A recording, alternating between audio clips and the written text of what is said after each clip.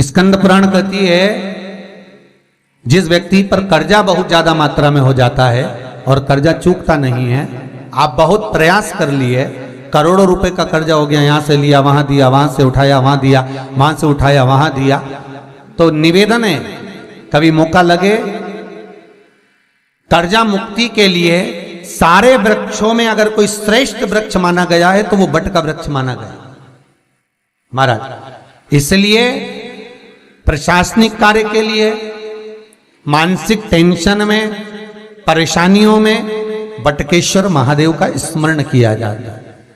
और यदि निवेदन करूंगा बहुत ज्यादा, यदि आपको कर्जा हो गया है, बहुत ज्यादा कर्जा हो गया और वो कर्जा चूक ही नहीं रहा, तो थोड़े दिन बड़ के पेड़ के नीचे आप बटकेश्वर महादेव के लिए 1 लोटा पानी, उसमें थोड़ा सा पिसा हुआ चावल पीस के गला लेना चावल को और पीस लेना, पीस के उस पानी में मिला लेना और मिलाकर उसमें थोड़ी सी हल्दी पिसी हुई डालकर बटकेश्वर महादेव के नाम से बड़ के पेड़ के नीचे अपनी कामना कर कर जो कर्जा हुआ है उस कर्जे का भान देते हुए, स्मरण देते हुए छोड़ दीजिए महाराज।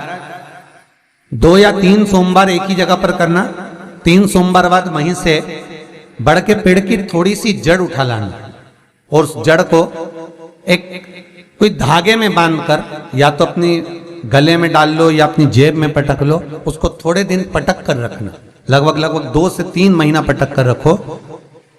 वो जड़ जैसे बड़ का पेड़ विस्तार होता है, पानी गिरे ना गिरे, जल वृष्टि हो ना हो, गर्मी पड़े ना पड़े, उसको कोई फर्क नहीं पड़ता, बड़ का वृक्ष आप रूप फैलता जाता, उसकी जड़ें अपने आप प्रबल होती है।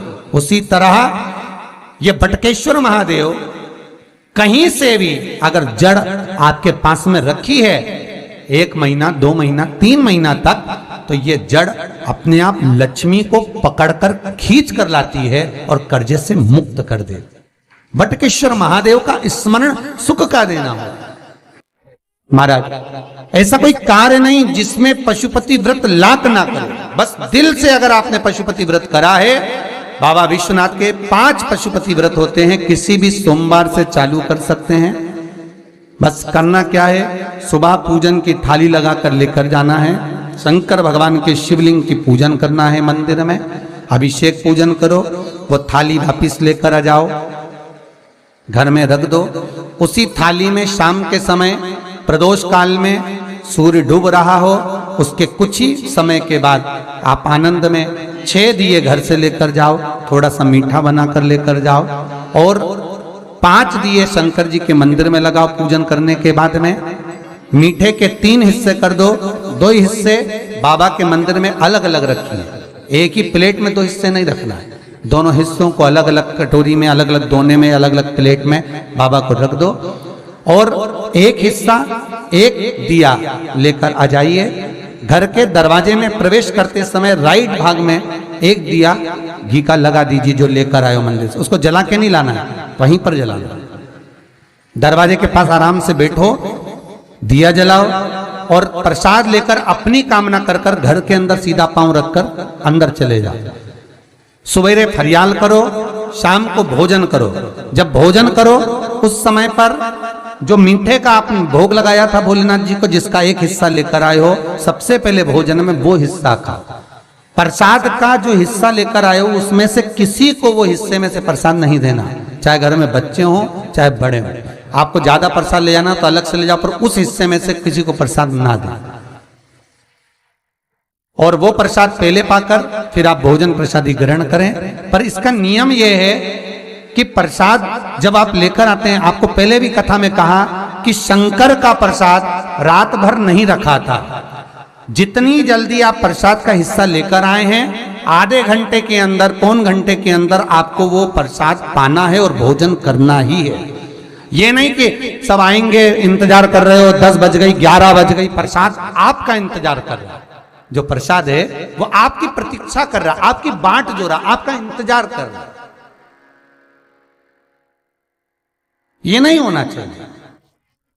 महाराज कितना सुंदर कहा है शास्त्रों में, कि केवल एक देव अधिदेव महादेव एक ऐसे होते हैं जिनका प्रसाद रात भर नहीं रखा था। वहां से लिया है प्रसाद, लाकर ताजा रहता है जब तक आप पाते हैं, फिर वो फ्रिज में रख देते हैं। फ्रिज में रखा रखा किसी ने खाया नहीं खाया, जितने समय तक फ्रिज में प्रसाद रखा रहता है वो इंतजार करता है कि कोई मुझे प्रसाद भक्षण करे। प्रसाद का मतलब होता है प्रभु का साक्षात दर्शन। प्रसाद का मतलब ही यही है, प्रसाद, प्रभु का साक्षात दर्शन।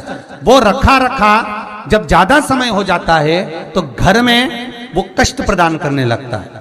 हमेशा याद रखो, प्रसाद जैसे ही आए उसका सही समय पर उसको पाओ। रखे हुए प्रसाद पड़ा हुआ है, फ्रिज में रखा हुआ है, बेटा खाएगा, बहू खाएगा, ये खाएगा, वो खाएगा, फिर धीरे धीरे वो बद्दुआ देना प्रारंभ कर देता है, जिससे घर में बड़ी बीमारी फैलने लगती है, बड़ा रोग आने लगता है। तो लोग सोचते हैं हमारे घर में ना तो हम कोई नशा करते हैं, ना हम कोई चीज खाते हैं, ना हम बाजार का खाते हैं, फिर रोग कहां से आता, फिर बीमारी कहां से आती? अर्थात वो बद्दुआ देता है। उसका प्रयोग करो, समय पर करो, समय पर पाओ। कई लोग कहते हैं महाराज जी हमारे ये बीमारी कहां से आ गई, जरा पत्रिका में तो कोई बीमारी ही नहीं दिख रही, हमने तो सबसे पूछा ये बीमारी का योग ही नहीं है, फिर बीमारी कहां से आई? ना तो हम कोई व्यसन करते हैं, ना कोई मद्रापान करते हैं, ना कोई मांसाहार, फिर ये बीमारी कहां? उसका कारण है कि तुम उस प्रसाद का लाकर महीनों तक पड़ा हुआ है, इंतजार कर रहे हो, खाएंगे खाएंगे, आखिरी में फिर वो काम वाली को दे दिया। काम वाली इतनी चतुर आज के जमाने की, बासी माल खाएंगे, पटक दी। कौन का पड़ा वो बद्दुआ।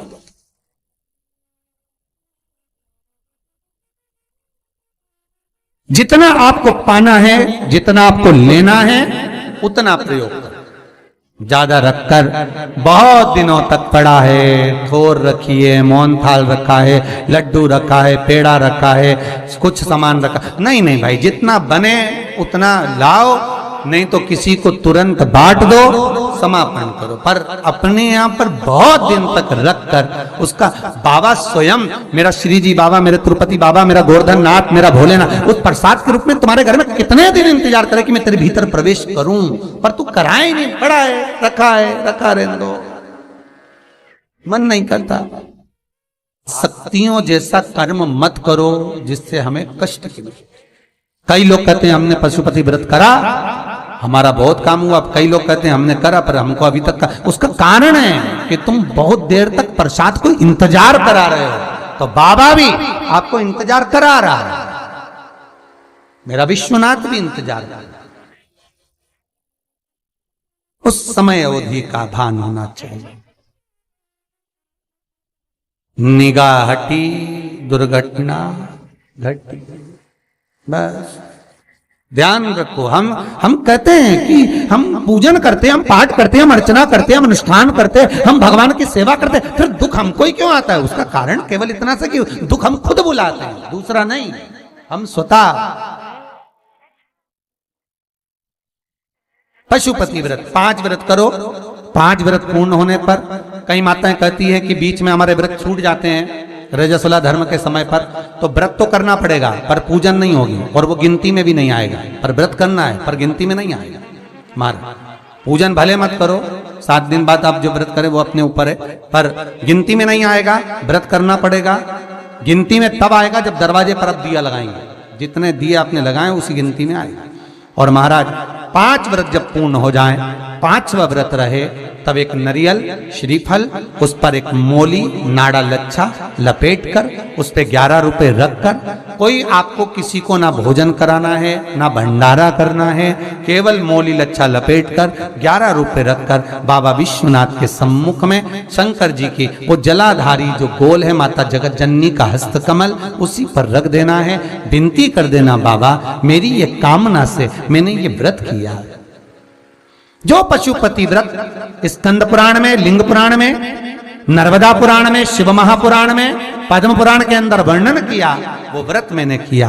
बाबा मेरे इस व्रत को स्वीकार करना, मेरी कामना पूर्ण करना। बाबा को झोली पसार कर प्रणाम करो और अपने घर को चल जाओ। बस यही 5 व्रत का विधान है। पशुपति व्रत ऐसा कोई काम नहीं जो ना हो, बस दिल से अगर व्रत किया है तो बाबा मनोकामना पूर्ण तो करे ही है।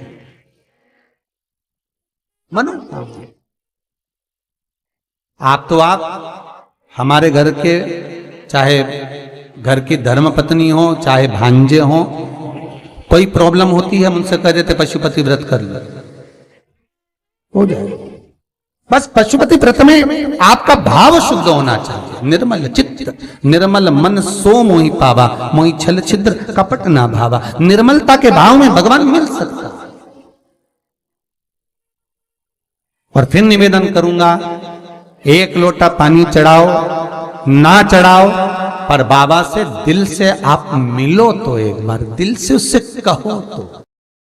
शिव शंकर का पशुपति व्रत केवल सांसारिक मनुष्य ही नहीं करता, ये पशुपति व्रत देवता भी करते, देवता